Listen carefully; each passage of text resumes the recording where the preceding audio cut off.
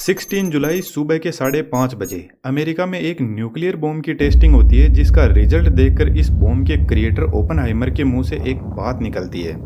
Now I am become death, the destroyer of worlds. और यह बात सच भी हो जाती है। इस बॉम्ब की टेस्टिंग के 20 दिन बाद 6 अगस्त 1945 को अमेरिका जापान के हिरोशिमा पर सुबह 8:15 बजे लिटिल बॉय बॉम्ब को गिरा देता है, जो लगभग 70,000 लोगों की इंस्टेंटली जान ले लेता है और इतने ही लोगों की जान अगले 2 महीने में और ले लेता है। और इसके बाद में हम चांद और मंगल पर लाइफ ढूंढ रहे हैं। ओपनहाइमर ने 2 बॉम्ब बनाए, फेटमैन और लिटिल बॉय। लिटिल बॉय में एज ए एक्सप्लोजिव यूरेनियम को काम में लिया गया और फेटमैन में प्लूटोनियम को। प्लूटोनियम और यूरेनियम दोनों ही रेडियो एक्टिव मटेरियल है, लेकिन यहाँ पर यूरेनियम के आइसोटोप्स U-35 को काम में लिया गया और प्लूटोनियम के आइसोटोप्स P-239 को, क्योंकि सिर्फ इन्हीं आइसोटोप के अंदर न्यूक्लियर फ्यूजन की प्रोसेस हो सकती है और इसमें न्यूट्रॉन्स की अवेलेबिलिटी भी ज्यादा होती है, जो अभी आपको थोड़ा आगे समझ में आ जाएगा। लेकिन आज की नई टेक्नोलॉजी में इंटरेस्टिंग बात है कि 1945 में लिटिल बॉय बॉम्ब में 64 kg एनरिच्ड यूरेनियम को काम में लिया गया, जो 15,000 टन TNT जितनी एनर्जी प्रोड्यूस करता है। लेकिन आज का 1 kg यूरेनियम 20,000 टन TNT जितनी एनर्जी प्रोड्यूस कर सकता है, जो 80 गुना ज्यादा पावरफुल है 1945 के बॉम्ब से। तो आज का न्यूक्लियर बॉम्ब साइज में भी छोटा है और पावर में भी बहुत ज्यादा है। एक्सप्लोजिव मटेरियल आज भी प्लूटोनियम और यूरेनियम ही है, लेकिन यह ज्यादा प्योर फॉर्म में है। यदि यूरेनियम की पावर को हम आसान भाषा में समझे तो थर्मल पावर प्लांट में कोयले से इलेक्ट्रिसिटी बनाई जाती है और न्यूक्लियर पावर प्लांट में यूरेनियम को यूज में लिया जाता है। तो वहाँ पर 1 kg यूरेनियम 27 लाख kg कोयले के बराबर होता है। यूरेनियम का एटॉमिक वेट ज्यादा होता है, तो इसको न्यूक्लियर फ्यूजन की प्रोसेस से छोटे एटम्स में तोड़ा जाता है और जब यह यूरेनियम ब्रेक डाउन होता है तो इससे बहुत ज्यादा एनर्जी निकलती है। जैसे अपन यहाँ पे समझते हैं यह कोई यूरेनियम का एटम है। अब यह एटम नॉर्मल कंडीशन के अंदर स्टेबल रहता है, लेकिन हमें तो इसको अनस्टेबल करना है ताकि अपनी एनर्जी को यह रिलीज कर सके। इसलिए हम एक न्यूट्रॉन इसमें ऐड कर देते हैं। जैसे ही हम इसमें न्यूट्रॉन ऐड करते हैं तो यह अनस्टेबल हो जाता है और यह 2 एटम के अंदर टूट जाता है।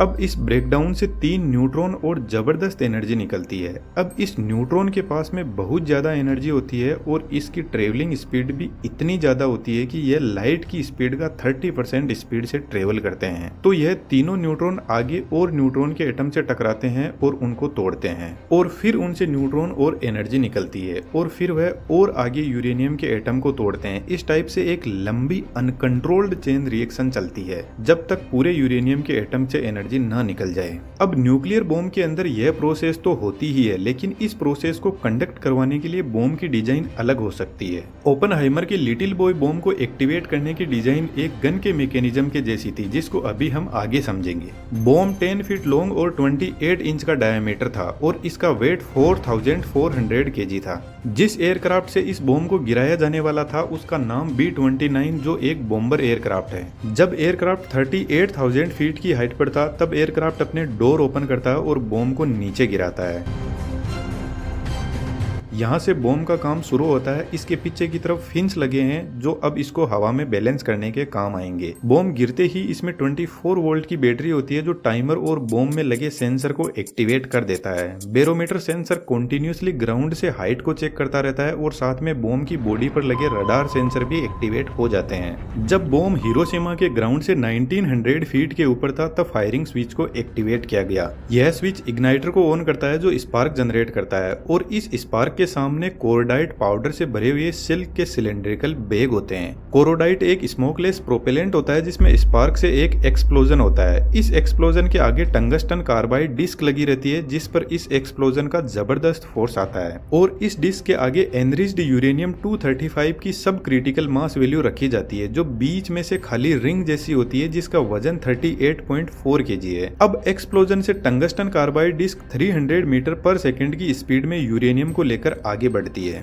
और फ्रंट साइड में एनरिच्ड यूरेनियम 235 को ही सिलेंड्रिकल फॉर्म में सुपर क्रिटिकल वैल्यू रखी जाती है जिसका वेट 25.6 kg है, जो एक्सप्लोजन के लिए तैयार बैठा है। यहाँ पर एनरिच्ड यूरेनियम की सुपर क्रिटिकल और सब क्रिटिकल मास वैल्यू को रखा जाता है जिससे क्रिटिकल मास को अचीव किया जाता है और क्रिटिकल मास वह वैल्यू है जिस पर यूरेनियम फिजनेबल बनता है, अदरवाइज न्यूक्लियर फिजन की प्रोसेस इसमें शुरू ही नहीं होगी। तो जैसे ही यूरेनियम की रिंग स्पीड में आकर इस सिलेंडर में फिट होती है तो पीछे की तरफ तरफ इनिशिएटर लगे रहते हैं जो न्यूट्रॉन्स को इंजेक्ट करना शुरू कर देंगे, जिससे न्यूक्लियर फिजन की प्रोसेस शुरू हो जाएगी। यहाँ पर जो गन बैरल है वह बहुत स्ट्रॉन्ग मेटल की बनी है, तो जब तक न्यूक्लियर फिजन की प्रोसेस कंप्लीट नहीं हो जाती तब तक यह मेटल यूरेनियम को होल्ड करके रखती है। और जैसे ही न्यूक्लियर फिजन की प्रोसेस कंप्लीट होती है तो इतनी ज्यादा एनर्जी निकलती है कि यह मेटल पिघल के ब्लास्ट हो जाती है, और यह ब्लास्ट इतना जबरदस्त होता है कि 1200 फीट डायमीटर की एक जबरदस्त फायरबॉल क्रिएट होती है जो ऊपर 6000 फीट तक जाती है। यह एक मशरूम जैसा चमकदार बादल होता है जिसका टेम्परेचर 6000 डिग्री सेंटीग्रेड होता है, जो सन के सरफेस टेम्परेचर के बराबर है। इस फायरबॉल ने पलक झपकते ही लगभग 40,000 लोगों की जान ले ली। इसके एरिया में जितने भी लोग थे वे एकदम गायब हो जाएंगे, उनकी हड्डियां भी नहीं बचेगी, भाप बन जाएगी। यह जो फायरबॉल है ये बहुत ज्यादा शॉक वेव क्रिएट करेगी और शॉक वेव चारों तरफ हर डायरेक्शन में ट्रेवल करेगी, साउंड की स्पीड से भी ज्यादा स्पीड में, जिससे जोरदार अर्थक्वेक भी आना शुरू हो जाएंगे। लिटिल बॉय बॉम्ब को सरफेस से कुछ ऊंचाई पर ब्लास्ट किया गया ताकि इसकी फायरबॉल ज्यादा एरिया को कवर कर सके।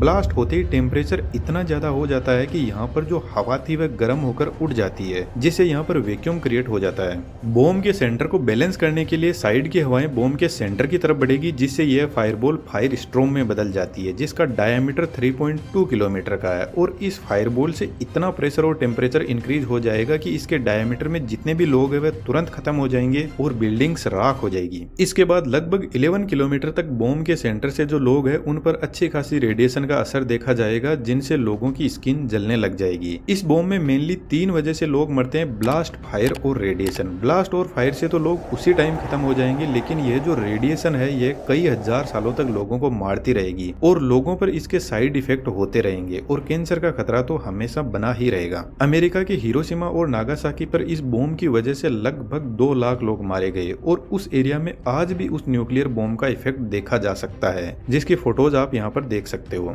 ओपनहाइमर को अपने इस आविष्कार को लेकर बहुत रिग्रेट था और उन्होंने इस न्यूक्लियर बॉम्ब पर बैन लगाने के लिए बहुत कोशिश की, लेकिन वह कर नहीं पाए। अब आप ही बताओ, ओपनहाइमर हीरो है या विलेन?